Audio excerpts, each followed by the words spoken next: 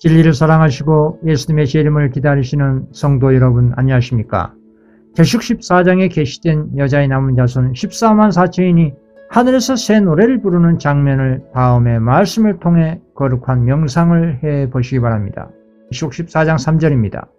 저희가 보좌와 내 생물과 장로들 앞에서 새 노래를 부르니 땅에서 구속함을 얻은 14만 4천인 밖에는 능히 이 노래를 배울 자가 없더라.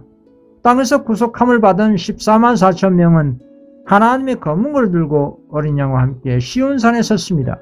그리고 이들은 하나님 보좌와 네 생물과 장로들 앞에서 새 노래를 부르는데 참으로 놀라운 영광스러운 모습입니다.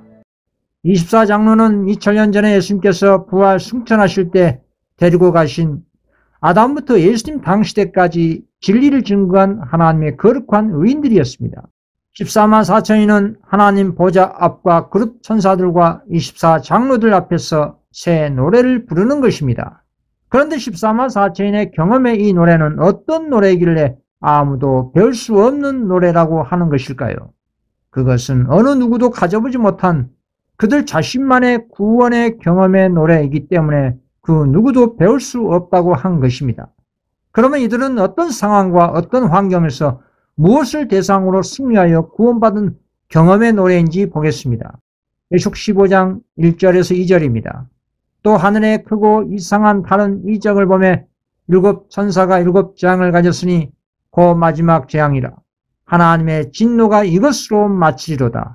또 내가 보니 불이 섞인 유리바다 같은 것이 있고 짐승과 그의 우상과 그의 이름의 수를 이기고 벗어난 자들이 유리바닷가에 서서 하나님의 검은 거를 가지고, 그렇습니다. 14만 4천 성도가 부른 노래의 내용은 이 세상에 부어진 마지막 7재앙 가운데 짐승과 그의 우상과 그의 이름의 수를 이긴 경험의 노래인 것입니다.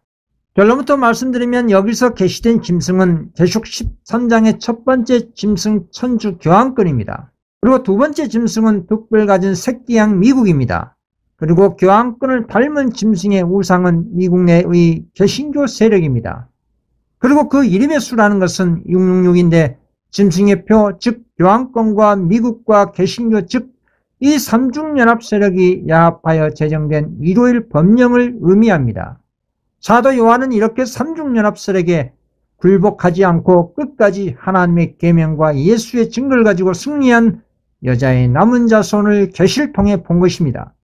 사도 요한이 세상의 마지막 끝에 선악간의 대쟁투에서 하나님의 백성이 승리한 계시를 볼 때 그 밤모섬에서 얼마나 큰 위로가 됐을까요? 마지막 때 14만 4천이 부는 이 새 노래의 제목은 하나님의 종 모세 노래, 어린 양의 노래입니다.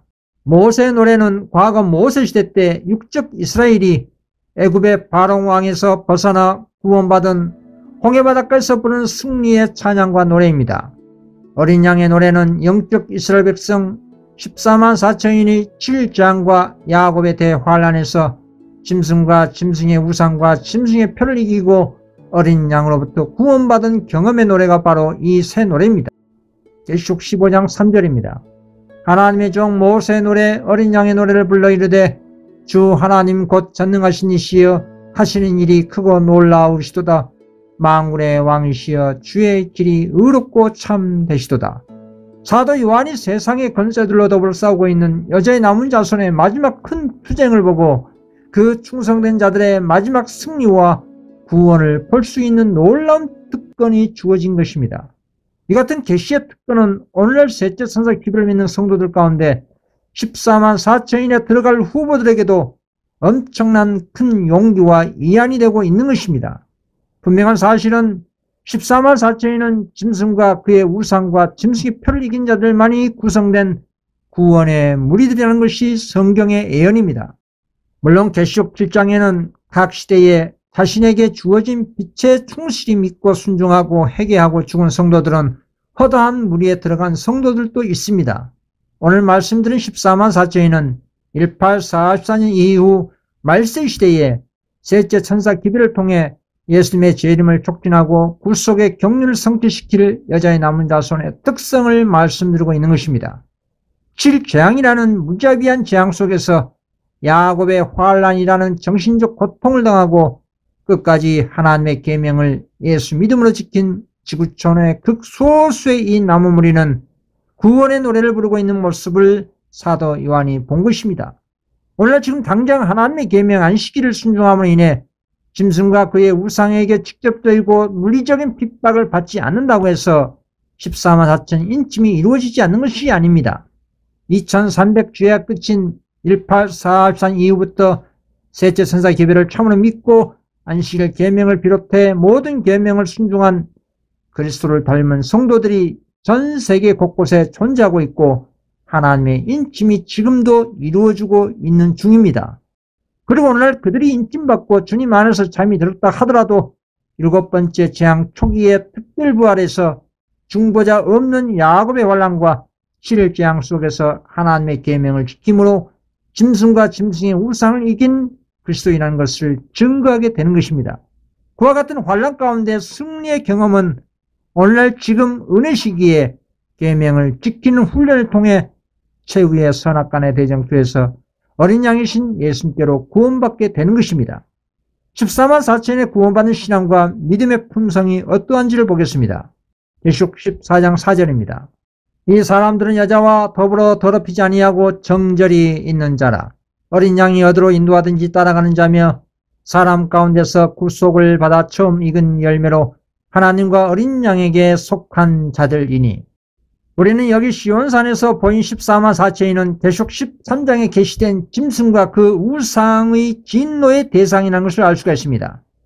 계시록 12장 17절에는 용이 여자의 분노에 돌아가서 그 여자의 남은 자손 곧 하나님의 계명을 지키며 예수의 증거를 가진 자들과 더불어 싸우려고 바다 모래 위에 서 있더라 라고 기록했습니다. 그리고 14만 4천 이마에는 어린 양과 아버지 이름이 기록됐습니다. 14만 4천 성도의 이마에 하나님의 인이 어떻게 쳐지는 것일까요? 하나님의 인을 이해하는 중요한 열쇠가 주님의 계명 가운데 안식일 계명이 있습니다. 이 안식일 계명은 모든 세상의 거짓 신으로부터 참 하나님을 구별하는 유일한 계명입니다. 출애굽기 31장 13절입니다. 너는 이스라엘 자손에게 말하여 이르기를 너희는 나의 안식일을 지키라. 이는 나와 너희 사이에 너희 대대의 표징이니 나는 너희를 거룩하게 하는 여호와인 줄 너희가 알게 함이라. 출애굽기 20장 20절입니다. 또 나의 안식일을 거룩하게 할지어다. 이것이 나와 너희 사이에 표징이 되어 내가 여호와 너희 하나님인 줄 너희가 알게 하리라 하였노라.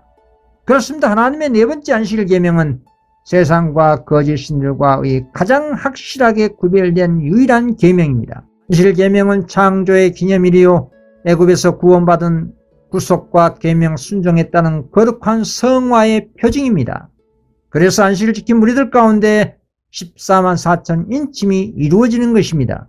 이렇게 믿음으로 말미암아 계명을 자원하여 즐겨 순종한 자들의 이마에 아버지와 아들의 이름이 기록되는 것입니다. 즉 이마에 하나님의 이름이 기록되었다는 의미는 그들의 정신이 하나님의 품성을 닮았다는 뜻입니다. 두 번째로 여자와 더불어 더럽히지 아니했다고 했습니다. 여자는 성경상 교회를 상징합니다. 정결한 여자는 순결한 교회입니다. 음녀는 배도한 교회를 말합니다. 고로 14만 4천에는 오늘날 지성시대의 온전함을 추구하기 위해서 오류를 침묵으로 묵인하거나 타협하거나 타락한 어떤 교회와 더불어 자신을 더럽히지 않는다는 것입니다. 여기서 많은 사람들이 오해하는 부분이 있습니다. 셋째 천사 기별을 거절하고 오류가 섞인 타락한 교단에 남아있어도 그 안에서 신앙을 잘 한다거나 또는 안식일을 잘 지키면 되지 않느냐고 생각할 수도 있을 것입니다. 그러나 그것은 대단히 위험천만한 오류입니다. 왜냐하면 오늘날 말세의 마지막 셋째 천사 기별에 추가된 기별이 세상과 명목상 재림 신도들과 타락한 모든 단체에서 나오라는 것이 하나님의 마지막 음성입니다. 계시록 18장 4절입니다. 또 내가 들으니 하늘로부터 다른 음성이 나서 이르되 내 백성아 거기서 나와 그의 죄에 참여하지 말고 그가 받을 재앙들을 받지 말라. 이 마지막 때의 많은 천사들의 음성은 오늘날 21세기 은혜의 시대에 온전히 성취되고 있는 예언입니다. 예언이라는 것은 성취될 것을 알려주고 있는 분명한 미래 역사의 실상입니다. 그리고 인침이 이루어지고 이룰 법령과 예수 재림으로 속히 이루어지는 것입니다. 하나님께서 당신의 천사들로 나오라는 이 큰 외침은 어느 특정 종교 단체를 향한 것만이 아닙니다. 예를 들어 천주교나 개신교뿐만 아니라 하나님의 진리교회라고 주장하는 기성안식일교회들, 즉 SDA, RM, IMS 이런 재림교회들도 다 마찬가지로 나와야 하는 것입니다. 우리가 그리스도가 계신 하늘새 예루살렘 성에 들어가려면 이 세상의 타락한 모든 단체와 분리하는 것은 너무나 당연한 것입니다. 이것이 마지막 때의 재림운동입니다. 우리 예수님은 하늘 성전에 계십니다. 이 땅에 뜨뜻미지근한 라오디게아 교회의 문 안에 계신 것이 아니라 교회 문 밖에서 나오라고 문을 두드리고 계십니다. 계시록 3장 20절 벌저다 내가 문 밖에 서서 두드리노니 누구든지 내 음성을 듣고 문을 열면 내가 그에게로 들어가 그와 더불어 먹고 그는 나와 더불어 먹으리라. 말세의 우리 라오디게아 교회에게 주신 참된 증인의 음성은 뜨뜻미지근한 상태에서 하나님께로 돌아오라는 회개와 지성소 진리에 합당한 열심을 내라는 경고와 호소입니다. 대표적인 뜨뜻미지근한 라오디게아 교회는 1844년 이후 지성소 시대에 세워진 기성 재림 교회들입니다. SDA, RM, IMS 이러한 안식일 교회들을 총망라해서 말씀하고 있는 겁니다. 오늘날 지성시대에 이 같은 최후의 음성을 고의적으로 듣기를 거절한다면 그 죄는 받은 빚에 비례하여 하늘에 사무치고 하나님은 그의 불의한 일을 기억하시게 될 것이고 결국 최종적으로 둘째 사망을 당하게 되는 것입니다. 그리고 과거의 천주교나 개신교가 전진된 진리에 대해서 알지 못한 시대에서는 주님께서 허물지 아니하셨습니다. 그러나 오늘날 하늘 지성소의 문이 열려 진리가 홍수와 같이 부어지고 있는 지금은 그곳이 어디든지 모든 사람들에게 회개하라고 명령하셨습니다. 사도행전 17장 30절 31절입니다. 알지 못하던 시대에는 하나님이 관과하셨거니와 이제는 어디든지 사람에게 다 명하사 회개하라 하셨으니 이는 정하신 사람으로 하여금 천하를 공의로 심판할 날로 나를 작정하시고 이에 그를 죽은 자 가운데서 다시 살리신 것으로 모든 사람에게 믿을 만한 증거를 주셨음이라 하니라. 하나님이 정하신 우리 인류의 표준이신 그리스도로 하여금 당신의 공의로 심판할 날을 작정하시고 온 세상으로 하여금 믿을 만한 증거를 주셨기 때문에 더 이상 믿지 않을 핑계가 없다는 것입니다. 즉 오늘날 21세기 대속죄일의 심판의 시대에 회개할 수 있는 은혜의 시간과 계시록 14장의 셋째 천사의 기별을 통해 주신 것입니다. 그래서 이 마지막 기별에 대한 태도 여부에 따라 모든 사람들의 영원한 운명이 결정되는 것입니다. 믿고 안 믿고는 각자의 자유의 선택이지만 그로 인해 결과도 각자가 책임을 지는 것입니다. 만약에 자신의 구원이 실패했다면 자신이 진리를 배워 깨달을 수 있는 소중한 은혜의 기회를 무관심한 영고 때문이라는 사실을 꼭 명심해야 할 것입니다. 셋째로 14만 4천 성도는 어린 양이 어디로 인도하든지 따라가는 자들입니다. 어디든지 따라가는 한 백성을 하나님께서는 각 시대마다 이 지상에 가지고 계십니다. 오늘날 지성소 시대에 더욱 전진된 온전한 진리를 깨달아 알게 되면 자신이 못났고 있었던 교단과 과감히 분리하여 그 진리의 빛을 따라간다는 것입니다.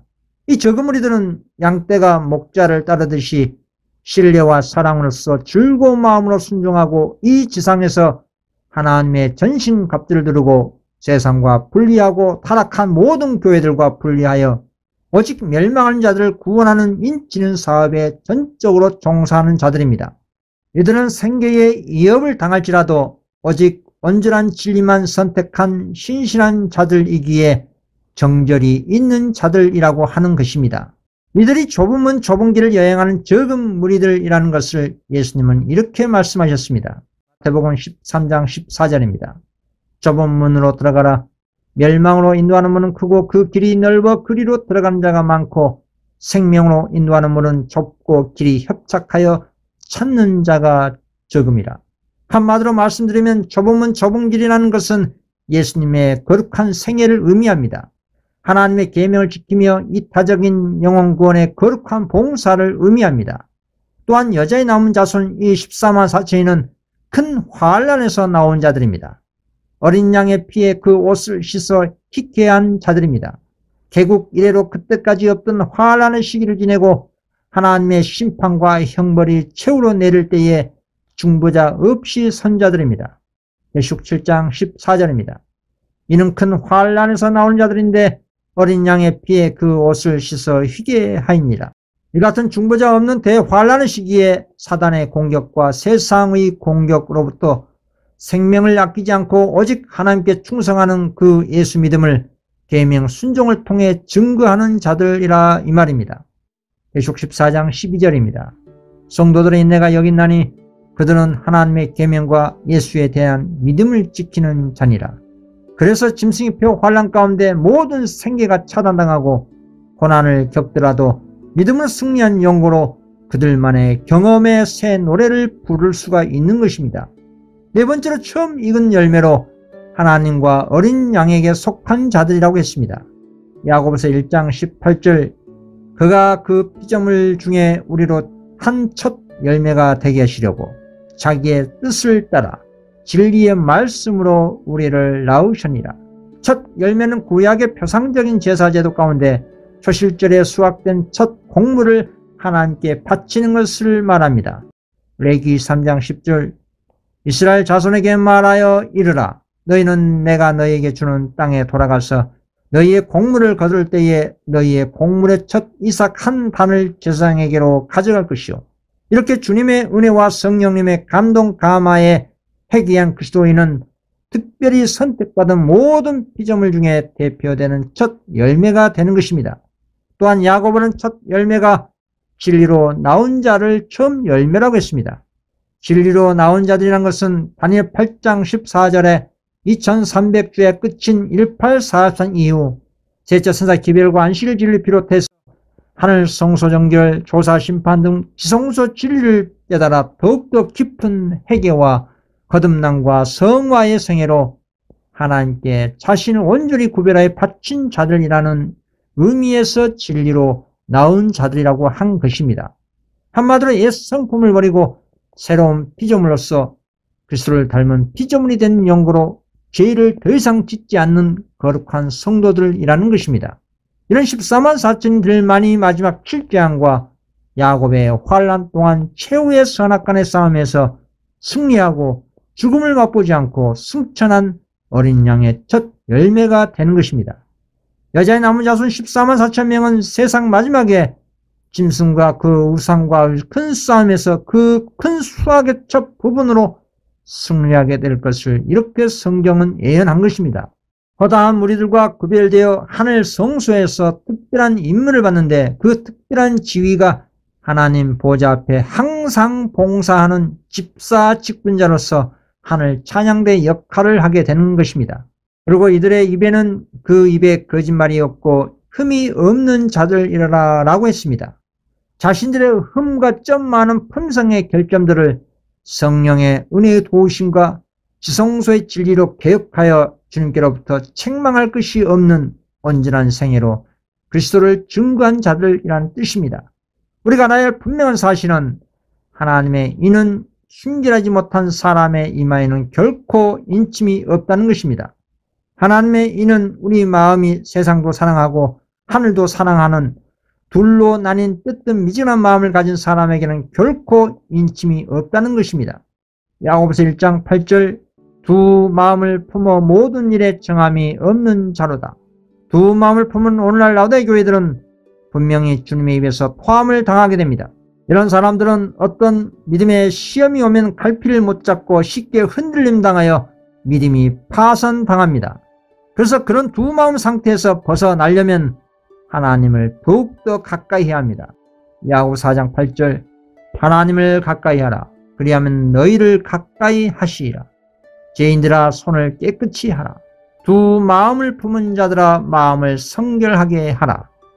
그리고 개신교인이나 천주교인들 그리고 그 외 모든 기독교인들은 하나님의 창조 기념일이요 구속과 성화의 표징인 안식일을 거룩히 지켜야 합니다. 하나님의 십계명 안식일은 유대인들이나 구약의 안식일이 아니라 모든 사람들의 유익을 위해 주신 하나님의 거룩한 성일입니다. 마가복음 2장 27절 28절입니다. 또 이르시되 안식일이 사람을 위하여 있는 것이요 사람이 안식일을 위하여 있는 것이 아니니 이러므로 인자는 안식일에도 주인이니라. 주님의 날 즉 참된 주일은 일요일이 아니라 예수님께서 말씀하신 것처럼 오늘날 금요일 해질 무렵부터 토요일 해질 무렵까지가 성경의 참된 주일이요 안식일입니다. 이 안식일 계명을 깨달아 거룩하게 순종한 성도는 오늘날 지송시대의 지성소 진리로 참된 회개와 거듭남의 표징이 되는 것입니다. 하나님의 성의를 깨달아 순종하는 것이 오늘날 지성소 시대의 신앙의 첫 발걸음이 되는 것입니다. 주님의 계명을 한 개라도 범하면 모든 계명을 범하게 되는 것입니다. 야고보서 2장 10절 누구든지 온 율법을 지키다가 그 하나를 범하면 모두 범한 자가 되나니 이것이 사단이 의도한 짐승의 표, 즉 이룰 법령을 제정하는 강교한 목적입니다. 사단은 하나님의 안식일 대신에 인간의 계명인 이룰 법령을 통해 경배드리게 해서 모든 인류로 하여금 하나님께 범죄하도록 하여 인류를 멸망케 하는 것이 사단의 짐승의 표 본질입니다. 그래서 하나님의 인을 받기를 원하는 모든 사람들은 하나님 앞에 흠없는 진리로 자신을 온전히 개혁해야 하는 것입니다. 요한 1서 2장 15절에서 17절입니다. 이 세상이나 세상에 있는 것들을 사랑하지 말라. 누구든지 세상을 사랑하면 아버지의 사랑이 그 안에 있지 아니하니 이는 세상에 있는 모든 것이 육신의 정욕과 안목의 정욕과 이생의 자랑이니 다 아버지로부터 온 것이 아니요 세상으로부터 온 것이라. 이 세상도 그 정욕도 지나가되 오직 하나님의 뜻을 행하는 자는 영원히 거하니라.